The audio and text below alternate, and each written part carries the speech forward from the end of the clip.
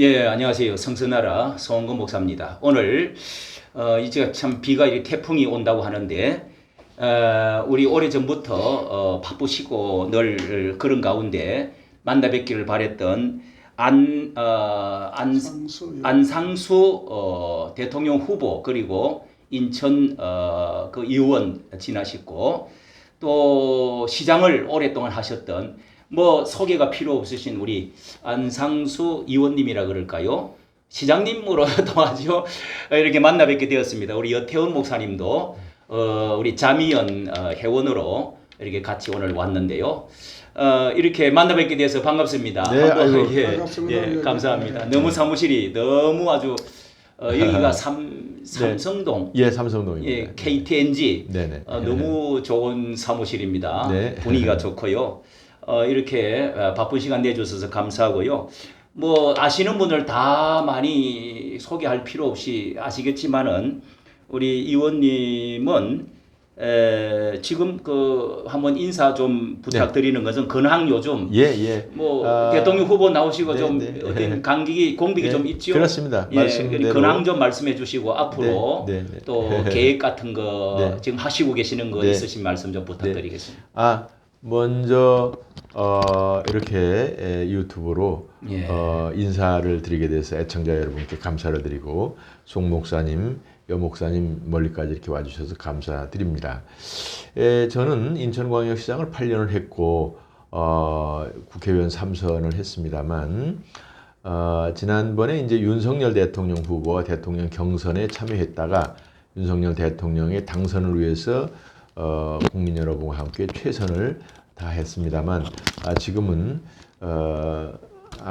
뭐 지난 그 일들을 정리하고 또 주변 분들과 윤석열 정부의 성공을 위해서 뭐 여러 가지 나름대로 뒤안길에서 노력 중이고 또 앞으로도 그래도 정치를 오래 했던 사람으로서 국가와 민족을 위해서 마지막으로 할 수 있는 일이 있을까 하는 것을 염두에 두고 그저 주변 하루하루를 최선을 다하고 있습니다. 예. 아니 의원님은 언제 봐도 연세가 이제 정치도 네. 오래 하시고 해서 네.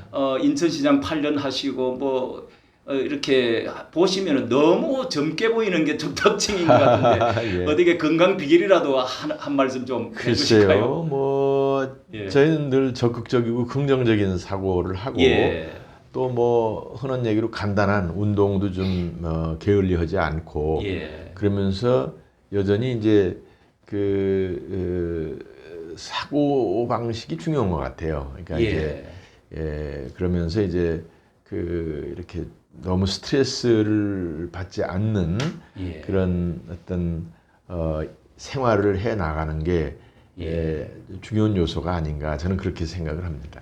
뭐 신앙생활도 뭐 이제 장로님으로도 네, 오래 네, 계셨지요? 그렇습니다. 예, 그러니까 더 가깝게 느껴지고. 그렇습니다. 예, 그렇습니다. 앞으로 그러니까 또 뭐 더 이제 건강하시니까 정치에도 아직까지 더 관심이 더 있으신 줄도 생각이 됩니다. 그런데 이제 그 우리 한국 대통령 후보까지도 하셨고 뭐 정말 앞으로 이제 더 정치의 그 마지막 한번 더 높은 자리로 좀 올라가시기를 바라는 마음인데요. 이제 오늘날 우리 한국의 그 정치 문제, 정치 이런 것의 그 문제점, 우리 보수 우파의 조금 아쉬운 점, 뭐 이런 것들이 있으시면 좀 한 말씀 부탁드릴까요?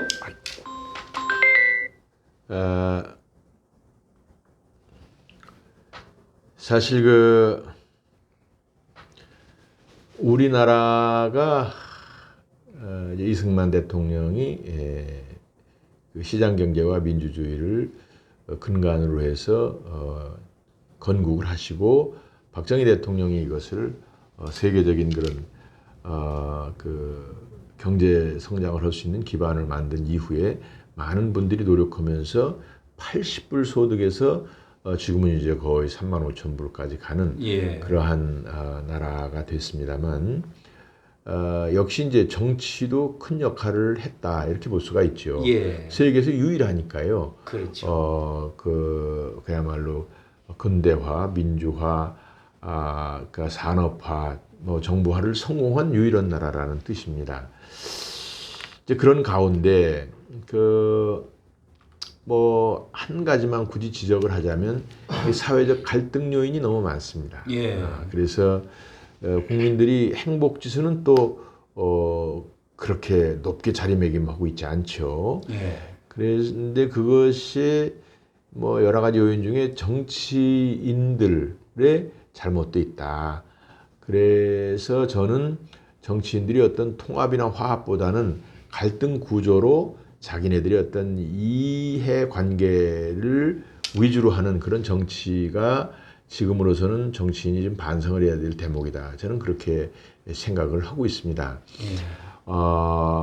먼저 국민을 위하고 국가를 위하고 그 다음에 자기 당파와 자신을 위해야 되는데 어떤 때는 이것이 거꾸로 나타나서 국민들한테 많은 그런 그 실망을 주고 있는 것도 사실인데 이런 점들을 저를 비롯해서 저희들 정치권에 있는 분들이 좀 더 그야말로 기도하는 마음으로 늘 앞뒤 전후 좌우를 바라보면서 정치를 했으면 좋겠다 이렇게 생각을 합니다. 예.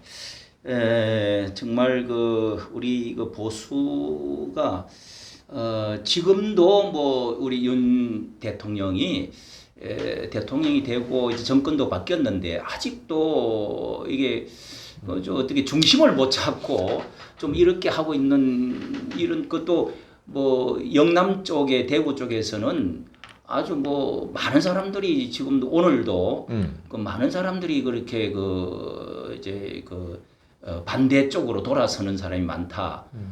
또 무관심으로 이런 것은 왜 이런 일들이 일어나요? 참 안타까운 일인데요. 예. 뭐 우리 특히 우파 국민들은 천신만고 끝에 이제 대통령을 윤석열 대통령을 당선을 시켰는데 아직은 이제 기대에 못 미친다라는 평가를 하고 계신 것 같고 다만 저는 조금 길게 보면 오히려 초기에 이렇게 좀 힘든 것이 전화위복이 될 수도 있다 이렇게 위로를 하면서 국민들한테도 그런 그 위로의 말씀을 드립니다. 지금 이제 사실 국회가 180석 가까이를 민주당이 차지하고 있고 뭐 민주당은 뭐 여전히 발목 잡고 있는 건데 우리 당이라도 이렇게 잘 당합하고 통합해서 대통령을 잘할 수 있도록 이렇게 보좌라고 그럴까 이런 걸 해야 되는데 뭐 보기에 따라서는 자기들 이해 다툼, 권력 다툼처럼 보이는 그런 행태가 국민들한테 눈살을 그리고 또 그것이 대통령의 어떤 국정 동력을 많이 저상시키는 것이 아닌가 하는 그런 안타까움이 있습니다.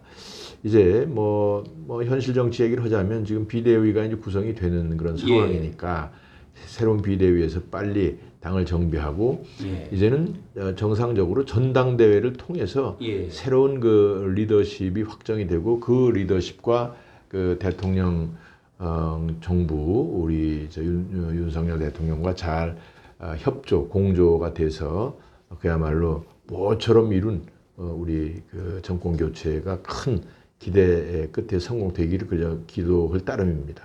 뭐 한동훈 또 법무부 장관이라 하는 거 보면은 또 한편으로는 또 뭐 잘 또 진행되어 나가는 것 같기도 하고요. 뭐 이제 오늘 그러니까 우리 이제 저희들이 이렇게 온 것은요. 원로 이제 장로님으로 우리 한국 교회에도 이제 어떻게 보면은 이제 오랜 동안 참 인격자적인 정치인이면서 교회에도 이제 봉사를 많이 하신 장로님으로 알고 있는데 우리 한국 교회의 또 문제점도 이제 어떻게 평신도 대표로서 목사님이 아니신 장로님으로 한번 그런 것도 한번 좀 지표 좀 보시는 것도 한 말씀 좀 부탁을 해볼까 싶네요. 저는 뭐 이렇게 이 짧은 시간에 뭐 굳이 비판적인 얘기보다 우리 기독교가 우리나라에 지금까지 오는 데서 가장 큰 역할을 한 뭐 분야 중에 하나다 이렇게 감히 말씀을 드립니다. 아시는 대로 1883년에 언더우드 아펜셀라가 인천 제물포항으로 오셔서 그 정말 우리 국민들을 교육시키고 포교 선교하시고 또 각종 문화를 업그레이드 시키는데 아주 중요한 견인차 역할을 했거든요. 예. 제가 인천광역시장을 8년을 했습니다만 그 기독교 역사를 너무나 잘 알고 또 많은 교계 지도자들과 이렇게 교류를 하고 있습니다만 사실 그 당시 우리 그 언더우드 아펜셀러가 들어오셔가지고 했을 때 우리 그 후에 한일 합방도 됐고 그 또 해방도 됐고 그랬습니다만 특히 6.25 전쟁에서 유엔군이 들어와서 그야말로 북한 괴뢰 공산당이 쳐들어왔을 때 이것을 막고 우리 대한민국 정부를 세우는 데에도 큰 역할을 했다는 것이 사실입니다. 우리 기독교계가. 예. 그 3.1 운동을 할 때도 그 전이긴 합니다만은 33인 중에서 기독교인이 16분이니까요. 그러니까 우리나라의 그 어려운 그 역사의 짐을 다 지고 이제 발전의 어떤 그 큰 정서를 모아주시고 교회로서 우리 정신을 교양하고 종교적 입장에서 신앙심을 키워주는 건 기본으로 하고 예. 그 이외에도 많은 역할을 했다라는 것을 저는 국민 여러분께서 다시 한번 상기시켜야 된다고 봅니다. 예. 다만 이제 요즘에 다른 분야도 그렇고 역시 이제 부정적인 측면이 투영되는 것이 있는데 그런 것들도 계속 목사님들께서 노력을 하셔가지고 계속 좋은 방향으로 발전이 되어 갔으면 좋겠다 이렇게 말씀을 드리겠습니다. 그 기독교를 빼고 어떻게 보면은 우리 근대화 또 정치 어떤 그 인권 이런 것은 참 뗄래야 뗄 수 없는 상황이라고 할 수가 있죠. 안 의원님을 보시면은 제가 가가문에 한 2, 3년 정도 보면서 유일하게 정치하시는 분으로 현장에 몇 번 본 기억이 있거든요. 많이 갔죠. 저는. 그런데 국민의힘에서는 사실 하기 어려운 입장인데 극우파라 그러지. 아주 그냥 극진적으로 하시면서 또 늘상의 그 시민들과 함께하는 모습을 진짜로 제가 본 사람 중이거든요. 그럼 우리 정강훈 목사님이 그 하는 방법과 이걸 비판론도 많이 있는데 어떻게 생각하십니까? 문재인 정권이 들어서면서 그 문재인 정권이 성공하기를 바랍니다. 정치인으로서. 그런데 얼마 안 지나서 하는 행태를 보니까 이거는 국민을 위한다기보다도 자기들 국가와 국민을 이념 실현의 수단으로 보고 심지어는 저희들이 종북 세력이다. 그 대통령이 김정인 그 위원장한테 하는 걸 보면은 이게 도대체가 조금만 올려주세요. 도대체가 피는. 이것을 올릴까요? 예, 위로. 편집이 되니까. 대한민국 대통령으로서 이게 적절한 행동이냐라는 걱정을 하게 되고 또 반시장 정책을 너무 극단적으로 하고 원전을 포기하는 등 이런 여러 가지 경제 정책이 대한민국의 미래를 완전히 망친다 이렇게 생각을 하는데 반면에 우리 당에 대한 어떤 그 국민들의 신뢰가 약하고 우파들이 지리멸렬한 그런 상태였기 때문에 걱정을 많이 했습니다. 그런데 딱 나타난 게 전광훈 목사였습니다. 광화문에 또 여러 집단들이 광화문에서도 시위를 했죠. 그때 박근혜 대통령에 대한 얘기서부터 여러 가지가 있었는데 결국 이제 전광훈 목사님이 주도적인 그런 역할을 하게 됐고 아시는 대로 2년 전에는 100만 명씩을 몇 차례 모으게 되는 그런 그 결과를 갖게 됐죠. 그러니까 그게 어디 강제로 동원해서 될 일도 아니고 우리가 알기로는 촛불이라는 것은 일부 그 당시에 선동된 부분이 있고 특정 단체에서 비용도 많이 쓰고 그렇게 해서 했다 이런 설들이 있었는데 자발적으로 또 그리고 완전히 우리나라의 지성인들이 광화문을 채웠던 거죠. 그런 그 견인차 역할을 우리 전광훈 목사가 했는데 전광훈 목사는 그것이 본인이 무슨 자기 개인의 어떤 명리를 위해서 한 것이 아니고 이것은 순전히 이 그 문재인 정권이 퇴출시키는 것이 우리 대한민국의 그 정체성 유지와 경제 발전을 위해서 국민들을 위해서 유일한 길이다 이렇게 판단이 돼서 아니 아니라 감옥도 3번이나 갔다 이제 오고 그럴 정도인데 모든 열과성을 다하고 해서 본인이 그렇게 노력을 했는데 거기에 호응이 됐고 결국은 우리가 28만 명 정도 표의 차이로 그 상대당을 이겼는데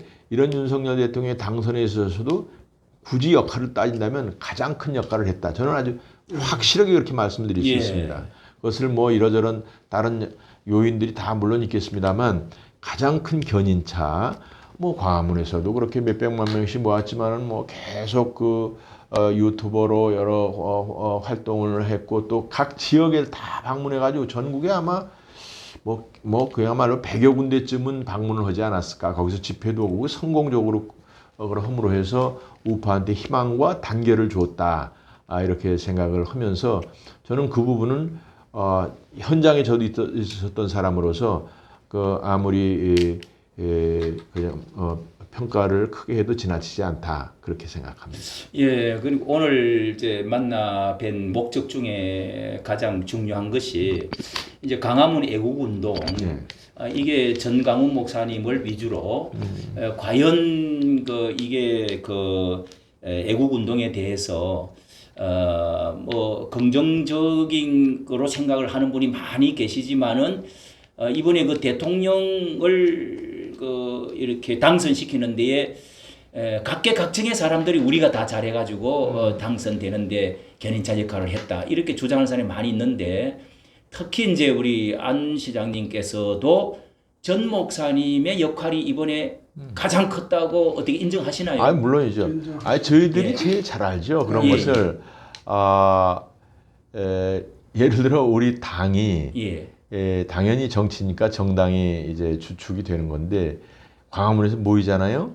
그러면은 한 2, 3만 명 모이기 어렵습니다. 우리가 뭐 그야말로 핵심적으로 노력해서 당원들도 많이 모시도록 합니다만 어려운데 그런 그 어떤 그 사심 없이 국가를 위해서 외치고 그걸 조직화해서 그야말로 그런 정도의 그 집회를 하는데 견인차가 됐다고 그랬을 때 이것이 정말 50만 명, 100만 명씩 모은다는 게 결코 쉬운 일이 아닙니다. 근데 그것을 해낸 거거든요. 그래서 그 윤석열 그분을 그때 당선시키자 그 하고 조국을 퇴진시키자 그 외쳤던 것도 전광훈 목사님이었잖아요. 아니 그러고요.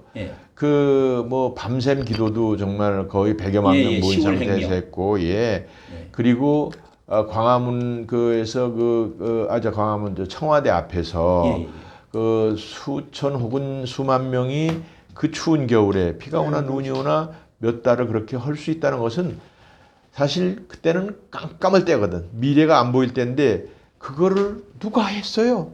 전광훈 목사가 한 겁니다. 물론 다른 모든 분들이 합심 협력을 해왔습니다만 그러나 굳이 한 사람이다. 그러면 이제 전광훈 목사가 지도력을 발휘했다라고 어떻게 그걸 부인할 수가 있어요? 저는 누가 와서 무슨 얘기를 하더라도 그건 자신 있어요. 저는 그것을 전광훈 목사에 대해서 조금 부정적으로 평가하고 하는 분들도 계신 건 아니라면 그분들도 그 말씀은 자유고 그런 시각에서 볼 수도 있지만 저희들이 볼 때 오히려 그거는 객관성이 있다. 저는 그렇게 자신 있게 말씀드릴 수 있습니다. 신앙인으로서보다도 정치인으로서 보실 때도 그걸 일등 공신으로 확실을 하다. 그런데 그 한 가지 의문점은 그건 정치인들이 함께 가까이 하지 않으려고 하고 잘 인정을 안 하려고 하고 그거는 저쪽에서 그렇습니다. 무엇일까요? 그거는 이제 저는 일종의 프레임이다 이렇게 생각을 합니다.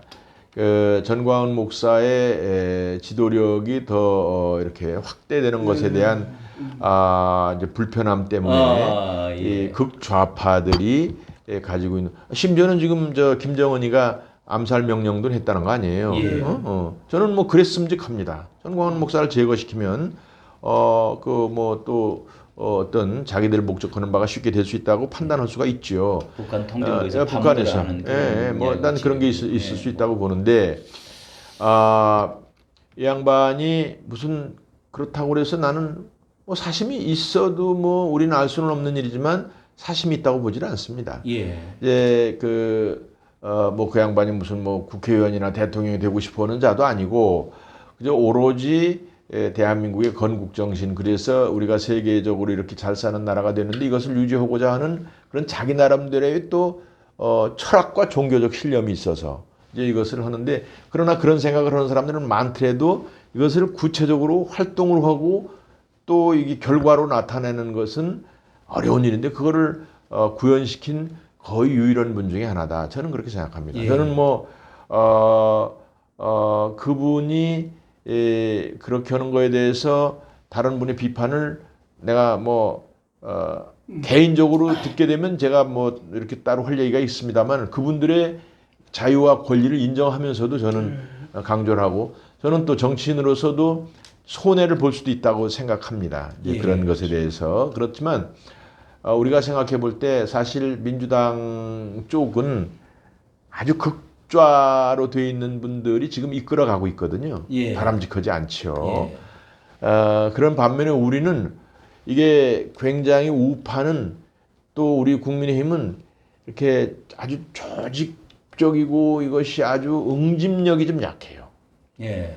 그것을 오히려 우리 전광훈 목사께서 하시는 활동이 동기부여가 됐고 예. 또 결과가 되고 있잖아요. 사람이 모이잖아요. 그렇죠. 예. 모이기 어렵습니다. 네, 맞아요. 사람들 예. 우리 뭐 많이 모여야 몇백 명이에요. 예. 그렇지. 그런데 수십 명, 수백만 명 하고 유튜버 이렇게 보면은 몇만 명은 금방 들어와서 봐요. 예. 예배 드리고 이러는 예, 것도 그래요. 그게 진짜 아니 좋아하니까 그러는 거지. 몇 그렇지. 명이 입으로 그것을 뭐 그래서 잘못되고, 다만 이제 양반이 보면 이제 욕을 해. 욕을 하는데 그것은 약간 본인이 좀 관심을 끌고 오는 그런 뭐 수단이 아니었을까. 나는 그건 물어보진 않았어요. 예. 뭐 하나님에 대해서도 뭐 그냥 일반적으로 보면 폄하하는 얘기 같은 것도 있고 그런데 그건 그냥 자기는 어리광이다. 예. 자식으로서 하나님의 아들로서 어리광이다 이런 어떤 표현도 하시더라고. 그래서 예. 어느 때 들어보니까 그런 것이고, 그냥 뭐 욕하고 이러는 것은 약간 표현을, 아니 그리고 실제로 문재인 대통령을 갖다가 간첩이라고 그랬는데 무죄가 된 거 아니에요? 무죄. 예. 무죄로는. 무죄 아니에요. 지 형수를 뭐 어디를 찢어 죽이느니 뭐 이렇게 한 사람도 지금 뭐 야당 대표 아니에요. 그렇죠. 그 욕은 더 심한 거지. 그 욕은 그건 인간으로서는 해서는 안 되는 욕이고, 아이, 정말. 그거는 그런 사람한테 1,600만 편 이렇게 주는 게 우리 국민들이 정말 그거는 뭐 안타깝습니다. 안타까운 일이고요. 양반이 하는 것은 일종의 사회적으로 비판하는 용어를 조금 이제 세게 쓰는 건데, 그것도 몇몇 특수한 경우만 그렇지 아무한테나 대고 이놈 저놈 뭐 저 새끼 그렇죠. 이렇게 하질 않아요. 자, 유심히 들어보면은 특정한 사람. 그래서 그런 부분은 뭐 저도 그냥 저렇게까지 안 해도 되지 않을까 생각을 하면서도 그것도 뭐 방법이 될 수 있겠다. 주음장케 열심히 잘 설교했는데 내용은 좋은데 듣는 사람 없으면 안 되잖아요. 그래도 그렇죠. 돌고 또 노이즈 마케팅이라는 그런 게 있잖아요. 관심을 끌고. 네네. 근데 정 목사님의 그 본질은 또 마음은 전혀 그런 것이 아니에요. 국민의힘의 그 요원으로서 어떻게 보면 이곳에 만약에 합류를 하고 동참했다, 그쪽에서 나름대로 제재를 하는 건 없었을까요? 이제 그런 일도 있었습니다. 그런 일도 제가 언제였었느냐면 이제 제가 현역 의원일 때 광화문 집회에 참석해야 되느냐 마느냐에 대해서 논쟁이 좀 있고 그렇기도 했었어요, 사실은. 그래서 집회가 우리도 이제 광화문에서 행사를 하니까 당으로서, 그런데 나는 겁낼 필요 없다. 그리고 실제로 우리 정강 정책이나 이런 거하고 배치되는 게 하나도 없다. 그렇게 얘기도 한 적이 있었는데, 일단 그 당시의 지도부 황교안을 비롯해서 이런 사람들이 이제 굉장히 조심을 너무 많이 했고, 조심해서 뭐 성공된 게 있느냐고 없잖아요.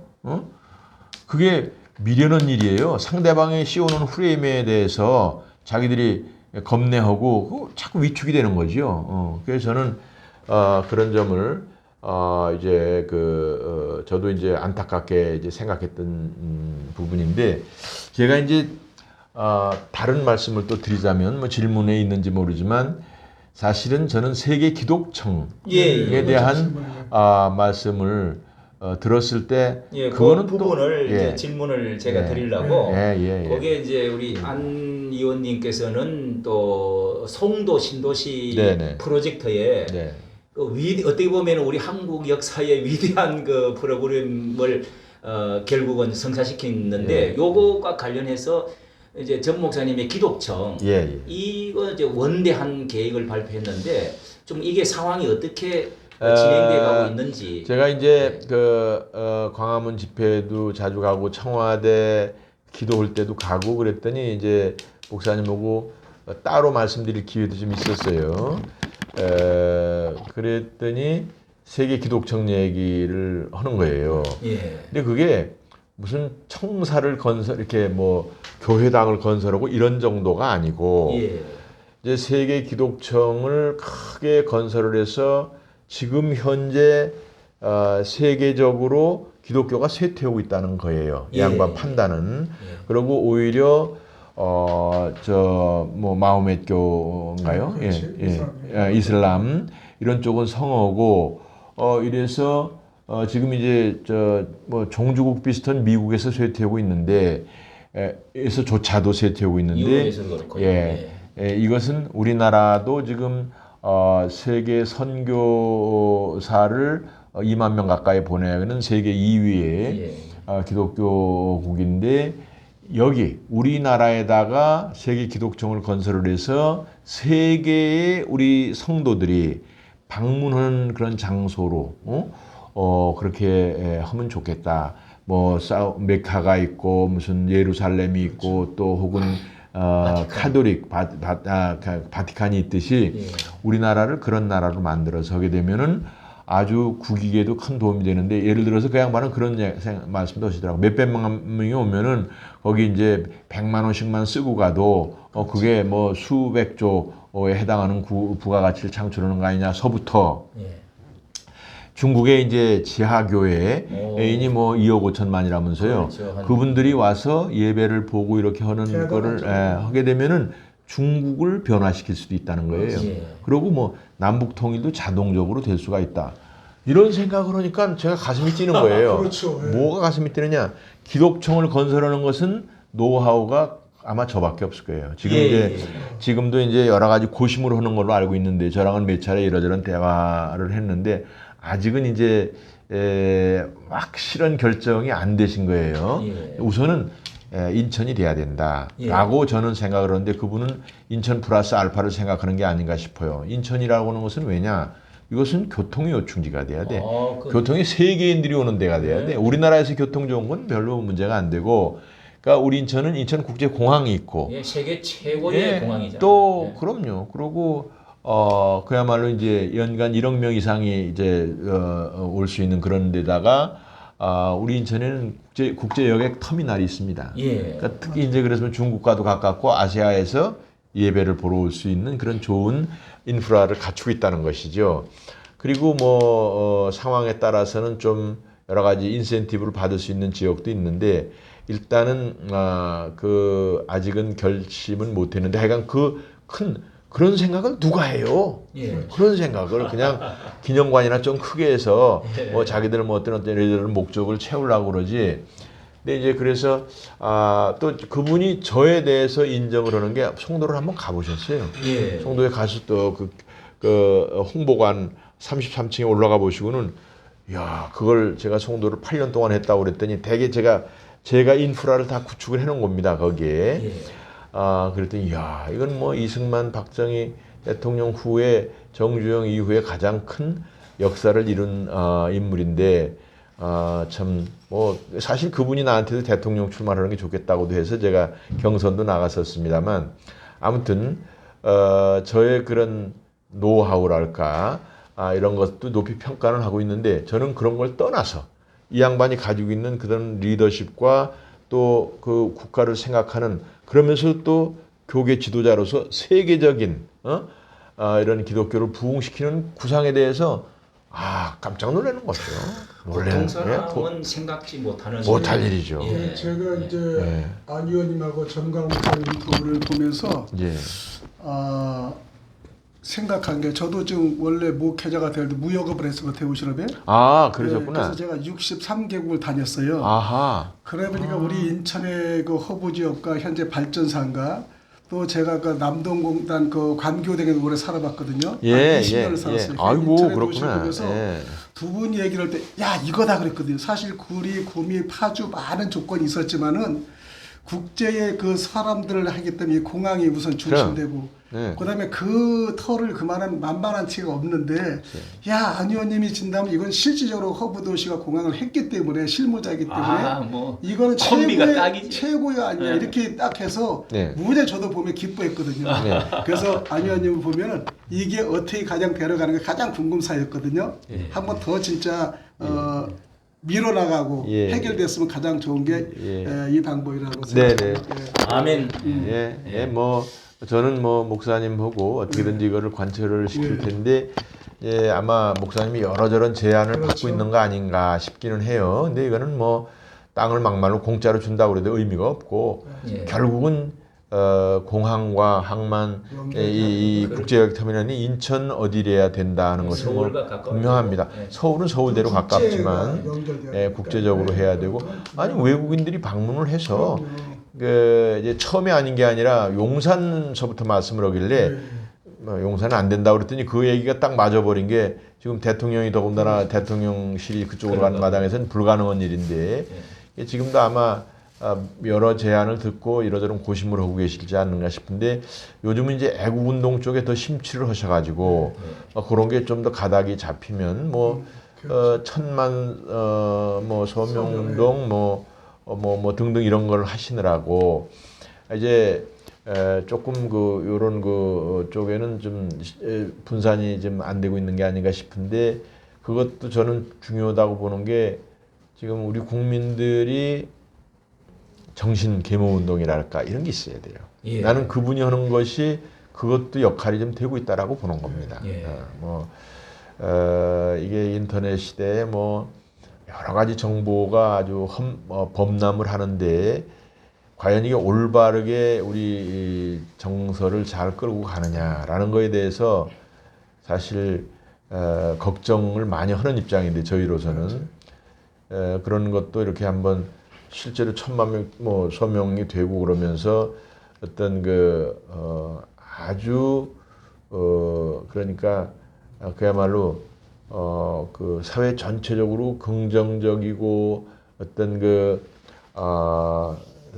아주 그 상식적인 그런 것들이 우리 국민 전체의 어떤 정서로 잘 자리 잡으면은 좋겠다. 지금 뭐 여러 가지 걱정을 하는 국민들이 많이 있잖아요. 그렇죠. 사실 뭐 제가 그걸 뭐 이 자리에서 일일이 거론하지 않겠습니다만 걱정하는 부분들을 조금 좀 거의 사회의 부모된 심정으로 잘 이끌어 나가는 그런 어떤 상황을 했으면 좋겠다. 이거 정치나 행정이나 이런 거는 잘 안 되고 오히려 전광훈 목사와 같은 그런 운동을 구체화시키는 것이 좋은 방법 중에 하나다. 저는 그렇게 생각을 하고 있어서 더욱 그렇습니다. 그래요. 오늘 말씀을 이제 시간이 좀 됐어요. 마무리하는데 말씀을 듣고 보니까 정 목사님에 대해서 굉장한 그 찬성적인 긍정적으로 평가를 해주시는 분으로 이렇게 느껴지고요. 그 이제 교회도 지금은 이제 큰 교회보다 좀 작은 교회를 세우신다고요. 아유, 다 정치인들은 큰 교회를 가시는데 낮은 곳으로 낮은 곳으로, 임해야 되기 때문에 뭐 큰 교회 광내고 다니는 것보다 작은 교회에서 이제 봉사 위주로 해야 되겠다 해서 그렇습니다만 뭐 아직은 제가 조금 여러 가지 활동을 좀 휴지기가 돼서 뭐 봉사 활동 자체도 적극적으로 안 합니다만 시기가 되면 제 나름대로의 역할을 할 작정입니다. 예. 마지막 질문 될지 모르지만 혹시 내년도에 총선이 4월 정도로 알고 있는데 혹시 내후년이죠. 내후년인가요? 예. 그때 도전하실 수 있는 생각은 가지고 계시는 거죠? 아직 저는 뭐 은퇴했다는 얘기는 한 적이 없고 건강은 문제가 없으니까 어느 곳에 필요하든지 제가 필요한 곳에는 달려갈 생각을 가지고 있습니다. 기대합니다. 앞으로 또 우리 인천 쪽으로 서구가 워낙 이제 검단 신도시며 뭐 인구가 급속히 늘어나니까 이제 구가 이렇게 세 개로 나누어진다.